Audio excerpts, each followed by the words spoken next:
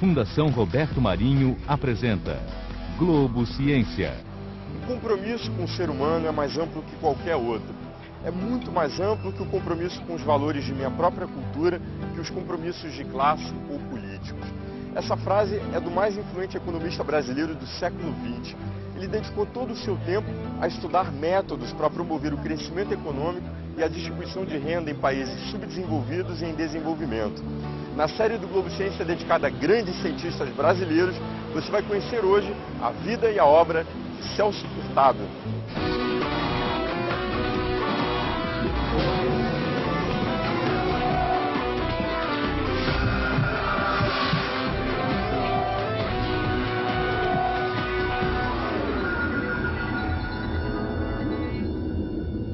Se você ganhasse mais, o que você faria? Investiria nos meus estudos. Comprar casa, investir na educação dos meus filhos. Aproveitar melhor meu tempo livre. Viajava muito.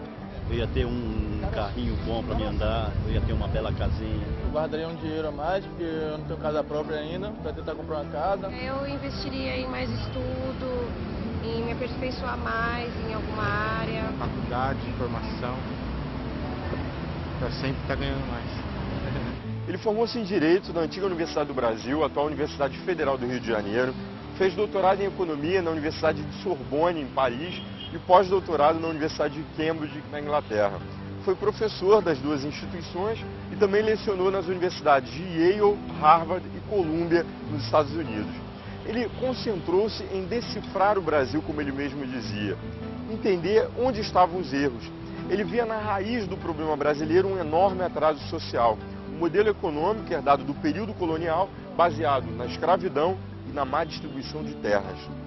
Celso Furtado deixou seu pensamento registrado em uma vasta obra traduzida em 11 idiomas. O livro Formação Econômica do Brasil tornou-se um dos clássicos do pensamento brasileiro. Eu vou começar com o professor Luiz Gonzaga Beluso, da Universidade de Campinas. Ele é doutor em Economia e presidente do Centro Internacional Celso Furtado de Políticas para o Desenvolvimento. Como é que o senhor define Celso Furtado? Celso Furtado, primeiro eu o defino como o maior dos economistas brasileiros, né? Foi o homem que pensou o Brasil, assim como Gilberto Freire, né? Ou Sérgio Buarque de Holanda. Naquele momento, entre os anos 40 e 50, era quase que obrigatório pensar o Brasil. E o Celso Furtado foi o primeiro que, ao escrever A Formação Econômica do Brasil, um livro que hoje é clássico, né? Esse livro, na verdade, é um livro sem igual, porque ele procura mostrar, desde do período mercantilista, desde a era mercantil, da formação, na verdade, das economias coloniais, né, passando depois pela Revolução Industrial, pela transformação dessas economias em economias periféricas. Ele procura mostrar como o fenômeno do desenvolvimento e do subdesenvolvimento são dois fenômenos que se desenvolvem conjuntamente, né? Por isso que eu chamo o Celso Furtado o mestre, do movimento das estruturas, como essas estruturas, subdesenvolvimento e desenvolvimento, se movem conjuntamente e se reproduzem ao mesmo tempo. O senhor conviveu com ele? Convivi com ele. Como é que ele era? Ele era um sertanejo, o Celso. Eu, quando conheci, nós estávamos os dois no MDB, antes do fim da ditadura, já está nos estertores, digamos, da ditadura, né? E ele era um sertanejo, um homem de uma correção absoluta, né? E muito honesto consigo mesmo, né? Muito capaz de dialogar, de ouvir, né? Mas ele parecia às vezes um pouco... Às vezes dava a ideia de que era uma pessoa orgulhosa, não era. Era a figura do sertanejo, né? Que era caladão, etc., muito observador. As ideias dele divergiram muito das doutrinas econômicas da época? Já tinha ocorrido a ruptura teórica, digamos. A ruptura teórica ocorreu em 1936, quando Keynes escreveu a Teoria Geral. Ele mudou o eixo da discussão econômica, né? Então ele mudou em que sentido? No sentido de que era preciso que houvesse uma intervenção do governo para fazer com que o mercado funcionasse adequadamente. Então o Celso Furtado ele teve uma mais clara percepção por parte dos outros, porque, na verdade, o pensamento dele era generalizável. Ele não estava falando apenas do Brasil, ele estava falando do fenômeno do subdesenvolvimento. E como ele tinha uma circulação internacional muito grande, ele conhecia as especificidades dos vários países, as dificuldades que os vários países, tanto que ele escreveu também um livro importante chamado A Formação Econômica da América Latina, em que ele explica, a partir dessa perspectiva, dessa visão do subdesenvolvimento como um produto da expansão da economia capitalista, ele explica a situação particular e peculiar de cada um dos países. Ele foi o primeiro ministro do planejamento brasileiro no governo João Goulart. Como é que foi a atuação dele? Fez o plano trienal, né? Que, na verdade, era um plano que foi realizado num momento político complicado, né? Em que havia um conflito já aberto, o golpe estava rodando no ar, não é? E ele escreveu o plano trienal, que era um plano que muita gente, uma boa parte da esquerda brasileira considerou o plano conservador, porque eles estavam naquela ideia de que era possível avançar de uma maneira pouco racional, eu diria, e o plano praticamente foi derrotado dentro do governo, né? Foi uma pena que não tivesse dado certo, porque o plano tinha uma visão muito clara, a meu juízo. Eu lembro que eu era estudante, na época escrevi um texto sobre o plano trienal. Resume pra gente, o que ele O plano fala? trienal era um plano que buscava estabelecer certas regras para estabilizar a economia brasileira, que estava caminhando na direção de uma trajetória inflacionária e, ao mesmo tempo, propunha reformas, né? Como a reforma agrária, a reforma urbana, a reforma financeira, não é? Quer dizer, não deu certo, mas acabou acontecendo. O Brasil, em plena década de 80, acabou tendo uma hiperinflação, não foi? Na verdade, o Brasil já estava caminhando para ir. O Brasil já tinha. A inflação projetada em 64 era de 80 e poucos %, o que ao ano, né? Nós já tivemos inflação de 80 e poucos % ao mês, depois, né? Então, ele procurou, no plano trienal, criar uma moldura institucional, uma série de providências que evitassem que nós chegássemos a esse ponto, mas o momento político não favoreceu e acabou acontecendo o golpe, ele teve que se exilar, né? E o Centro Celso Furtado, do qual o senhor é presidente, qual o objetivo dele? Boa pergunta, porque o objetivo do centro não é um objetivo de você transformar, de você ficar repetindo o que o Celso Furtado disse, é fazer exatamente o que ele propunha, quer dizer, de fazer a crítica sempre das ideias recebidas, tentar avançar. Então, a maior homenagem que nós podemos prestar a ele, né, não é a de cultuar aquilo que ele escreveu, que isso já está consagrado, é simplesmente a partir dele tentar compreender o que está acontecendo no mundo e compreender como é que você pode avançar nas questões da superação do desenvolvimento, da superação da pobreza, da superação da desigualdade, no avanço cultural dos povos, não é? da autocompreensão da sua situação. É essa homenagem que nós podemos prestar a ele. Celso Furtado nasceu em Pombal, no interior da Paraíba, em 1920. Ele dizia que tinha guardado da infância uma visão de mundo povoada de dificuldades e amarguras. Eu venho de um mundo que me parecia catastrófico. Pombal é das cidades mais ásperas do sertão, região seca de homens secos. Muito menino, eu olhava pela fresta da janela a chegada dos cangaceiros.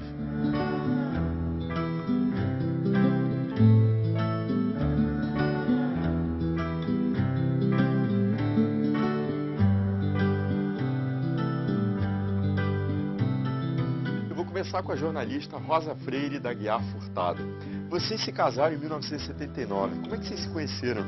Nós nos conhecemos numa feijoada em em Paris, um lugar pouco provável, mas acho que eu nunca comi tanta feijoada como em Paris, por conta dos exilados. Havia muitos exilados em Paris nessa época e ele sempre festejava, a gente sempre festejava com feijoada. Houve uma feijoada na casa de um amigo nosso que estava voltando para o Brasil, amigo comum. Celso foi e eu fui. E nós nos conhecemos lá e depois aí a gente não se deixou mais até ele falecer. Como é que foi a infância dele? Bom, Celso nasceu no sertão, em Pombal, que é bem sertão mesmo, da Paraíba. E ele nasceu lá porque o pai dele, que era paraibano, mãe também, estava no sertão trabalhando numa repartição pública, o pai dele. Houve um momento em que o pai dele soube que os cangaceiros estavam para chegar na cidade. Evidentemente havia o Celso, que tinha 4 anos, e a irmã, que tinha 6. Então, como bom pai, ele tinha a mãe dele, quer dizer, a avó do Celso, que morava em João Pessoa. Aí ele levou as crianças para João Pessoa. E o Celso ficou muito marcado. Ele diz que lembra perfeitamente de certos sustos, assim, de dizer, os cangaceiros vão chegar. E aí sai todo mundo correndo, fica todo mundo num quarto. Ele era pequeno, ele saiu de lá com 4, 5 anos, mas ele disse que lembra perfeitamente. O Celso esteve na guerra, ele foi convocado... ele tinha 24 anos quando o Brasil declarou guerra ao eixo e ele foi convocado. Ele serviu na FEB, né? Na FEB, a Força Expedicionária Brasileira. Serviu na FEB, já no final da guerra, quando o Brasil leva o primeiro contingente. Eu acho que ele foi no último contingente, já no finalzinho. Como é que foi a vida dele fora do Brasil nos anos de chumbo? Do exílio é muito difícil a vida de exílio, né? Quer dizer, ele saiu daqui com 40 e poucos anos, com a mulher dele, com quem ele era casado na época, 2 filhos pequenos. E é muito difícil recomeçar. Ele nunca tinha dado aula. Curiosamente, o Celso era chamado de professor aqui no Brasil, mas ele nunca deu aula no Brasil, de uma forma sistemática, né? Ele descobriu a vocação de professor, que ele adorava dar aula, mas foi no exterior. Porque aí no exterior você tem que se virar mais ou menos como dá, né? E tem que recomeçar a vida. Quer dizer, o Celso era funcionário público, foi expulso do serviço público, se ele soube depois, não na época. E aí não tinha como ficar no Brasil. Mas era uma vida dura, muito prazerosa, talvez intelectualmente. Ele produziu muito, escreveu muito, ele escreveu acho que uns 10 livros no exílio. Mas era uma vida dura, de professor, de sair cedo de casa, 6 horas da manhã, com frio, com tempo escuro, para dar aula, para voltar, corrigir prova, enfim, vida de professor. Rosa, você que conviveu com ele até o fim da vida dele, né? Qual foi o maior legado que ele deixou para você? Olha, eu acho que o Celso me deixou um legado de retidão, entendeu? De honestidade, de frugalidade, e de retidão com a coisa pública. Eu acho que isso é muito importante. Ele foi ministro antes do golpe militar e depois do golpe militar. Ele achava uma diferença muito grande, quer dizer, e ele foi servidor público. O Celso tinha aquela coisa muito profunda do servidor público, quer dizer, ele era um técnico, ele se considerava um técnico, ele só foi participar de vida partidária nos anos 80, quando foi feita a frente em torno do PMDB para derrubar o resquício todo da ditadura, mas ele sempre viu a vida como um servidor público. E tem outra coisa, agora hoje em dia, eu vendo como viúva, eu acho que quem fica, no meu caso, eu tenho deveres de fazer com que a obra dele circule, com que as ideias dele sejam acessíveis às novas gerações. Eu acho que uma pessoa que herdou o que eu herdei do Celso, em matéria de sentimentos em relação ao mundo, de solidariedade com as pessoas, e também a coisa material dos livros, dos arquivos, eu tenho deveres, eu tenho que colocar tudo isso em ordem antes de eu me ir, entendeu? Eu tenho que colocar tudo isso em ordem. Celso Furtado dizia que para entender a vida da sociedade é preciso primeiro saber como é que se mata a fome. A distribuição de renda e o desenvolvimento de países subdesenvolvidos era um tema central dos seus estudos. Depois, no intervalo, você vai conhecer melhor as teorias de Celso Furtado e vai ver como elas são interpretadas pelas diferentes correntes econômicas. Não sai daí não, porque a gente volta já já. É rapidinho.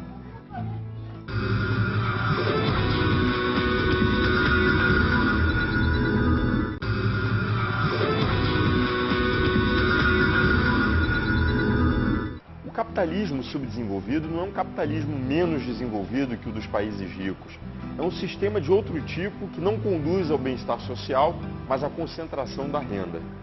Encontrar um caminho entre o liberalismo e o socialismo revolucionário, uma alternativa que possibilitasse as sociedades latino-americanas superarem a influência dos Estados Unidos sem romperem com o capitalismo. Essa foi a grande preocupação de Celso Furtado, personagem de hoje da série do Globo Ciência dedicada a grandes cientistas do Brasil. Ele combatia toda forma de colonialismo e foi um dos grandes expoentes de uma corrente de pensamento econômico conhecida como estruturalista. Eu vou conversar com o economista Carlos Lessa, ele é professor emérito da Universidade Federal do Rio de Janeiro, a UFRJ. Quais são as bases do pensamento estruturalista? Fundamentalmente é ver o mundo a partir da periferia mundial. Antigamente chamava-se terceiro mundo, né? E se perguntar por que o terceiro mundo está nessa situação miserável em que se encontra. O estruturalismo pretendeu dar uma resposta, logo depois da Segunda Guerra Mundial, construindo uma reflexão sobre a teoria internacional a partir das relações centro-periferia. Explica pra gente qual é a diferença entre o pensamento econômico estruturalista e o ortodoxo. O pensamento ortodoxo parte da hipótese que a economia é a ciência da escassez. Como ciência da escassez, ela é universal. Não tem nem lugar específico, nem tempo específico. Ela é universal. E, a partir disso, constrói uma reflexão sobre o mundo. Enquanto que os economistas estruturalistas pensam o mundo a partir de uma situação histórica definida, onde as relações entre os países são fortemente diferenciadas. Tem países desenvolvidos, países periféricos, tem países ex-colônias, e o mundo se organiza a partir dessas relações. O ortodoxo quer receitas universais, enquanto que o estruturalista quer soluções para nações num determinado momento. Ou seja, o estruturalista sempre está pensando o tempo histórico e o lugar específico. Professor, quais são as principais correntes do pensamento econômico? Historicamente tem dois. Chama-se economia política de um lado e análise econômica do outro. A ortodoxia é fruto da análise econômica, enquanto que a economia política produziu hoje o que se chama economia do desenvolvimento.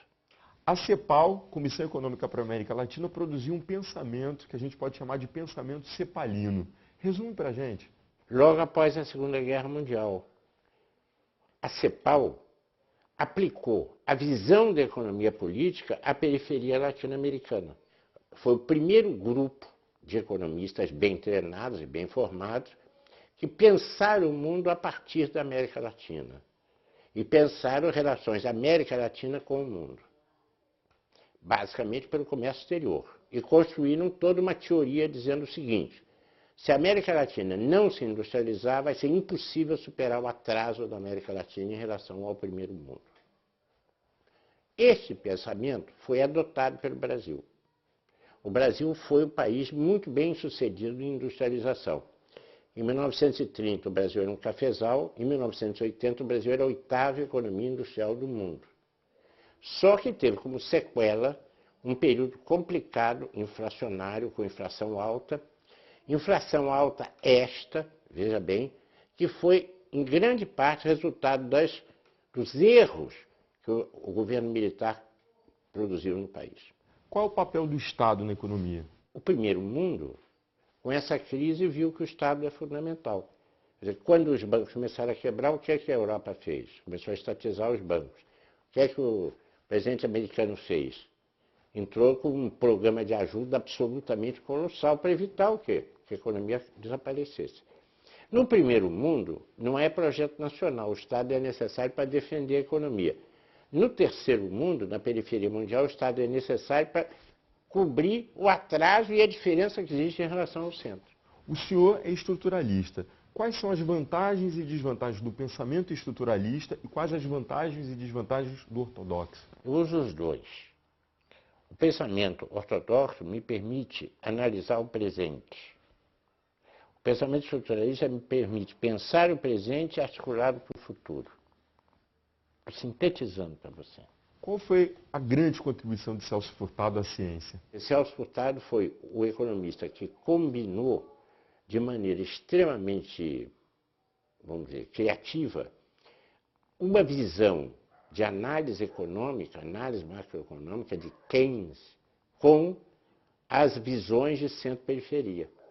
Quer dizer, Celso Furtado virou Keynes ao avesso. E ele, então, é muito importante para o estudo da economia no mundo. Por isso é que os livros dele são traduzidos para todos os lados. Entendeu? Agora a gente vai conhecer uma outra corrente do pensamento econômico, a ortodoxa. Essa corrente defende o autoajuste do mercado sem a necessidade de intervenção do Estado.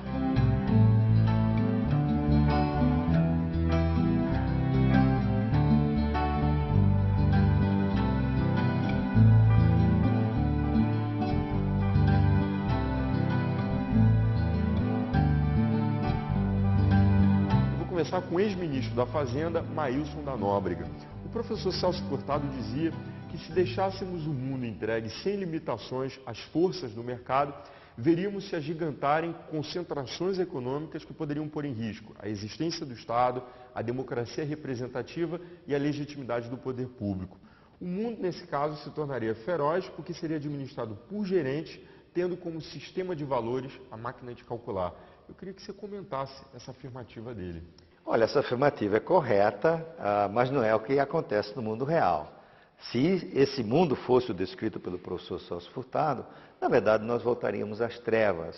Se você olha a experiência do mundo, particularmente o mundo ocidental, nos últimos 3 séculos, vai notar que o mundo começa a enriquecer rapidamente quando surge o Estado. E quando o Estado é capaz de criar as instituições que permitem definir direitos de propriedade e que têm o poder de violência para fazer cumprir contratos e preservar direito de propriedade. E é isso, ao lado do esforço do Estado em prol da educação, que começa a criar as condições para aumentar o ritmo de crescimento da economia, para aumentar o bem-estar, para melhor distribuir a renda. E, portanto, o mundo hoje é regido por um Estado forte, com capacidade de criar essas condições. Quais são as vantagens e desvantagens do pensamento ortodoxo? Primeiro, ortodoxia em economia é como em religião, né? A religião ortodoxa é aquela que acredita numa determinada doutrina. Ortodoxia é acreditar num conjunto de ideias que estão provadas, que deram certo, né? E em algumas vezes até em contraposição até à ideia de mercado. Por exemplo, com a crise mundial, passou a ser ortodoxia adotar as ideias de Keynes. Isto é, neste momento o Estado tem que gastar. O Estado tem que se contrapor à contração de consumo que vem ocorrendo nesses países por conta das incertezas, da perda de confiança. Então, neste momento, ser ortodoxo é ser keynesiano, não é? Então, ortodoxia não é, como as pessoas falam, uma associação de esquerda e direita, ou seja, ortodoxo seria de direita, estruturalista seria de esquerda. Não, ortodoxia é acreditar num conjunto de ideias, ações, atitudes que são as que se provaram mais corretas. Hoje a gente tem uma inflação de mais ou menos 4% ao ano. O que mudou no Brasil? Isso mudou tremendamente. Em primeiro lugar, a estabilidade viabilizou a construção de um sistema financeiro sólido, fez surgir o crédito. As pessoas hoje têm mais acesso a bens através do crédito. Podem comprar sua casa própria com 30 anos de prazo, podem comprar o seu automóvel com 60 meses de prazo. Sem estabilidade, essas coisas não acontecem. A ausência da inflação permitiu preservar a renda dos trabalhadores. Qual é o papel do Estado na economia? O Estado tem um papel fundamental na economia, particularmente na economia capitalista.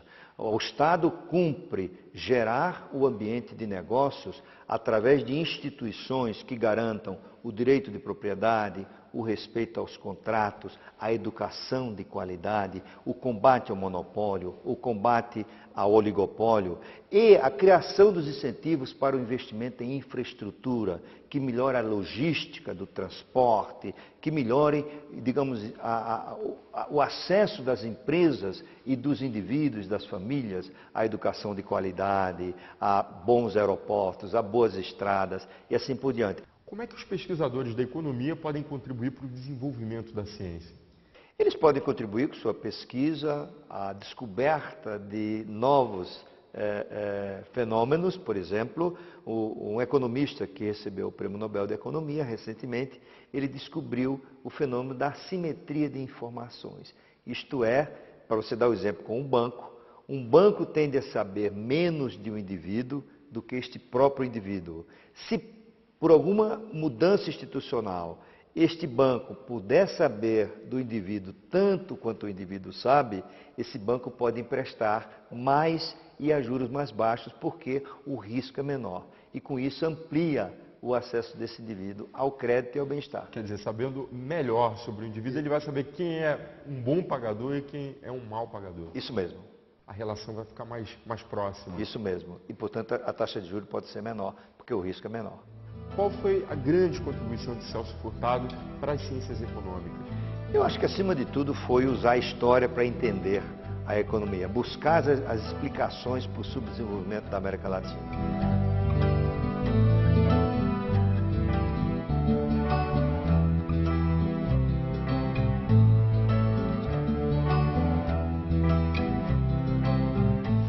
Ortodoxo, heterodoxo, não importa a classificação dada às várias correntes do pensamento econômico. O difícil é discordar de Celso Furtado num ponto. Ele dizia: todos os países do mundo não desenvolvido têm a possibilidade de mudar seu destino. Vale também a mensagem que ele deixou para os novos cientistas sociais. Ele disse o seguinte: em seus trabalhos como pesquisadores, não hesitem em formular hipóteses arrojadas, assumam riscos. A gente fica por aqui e até a próxima. Tchau!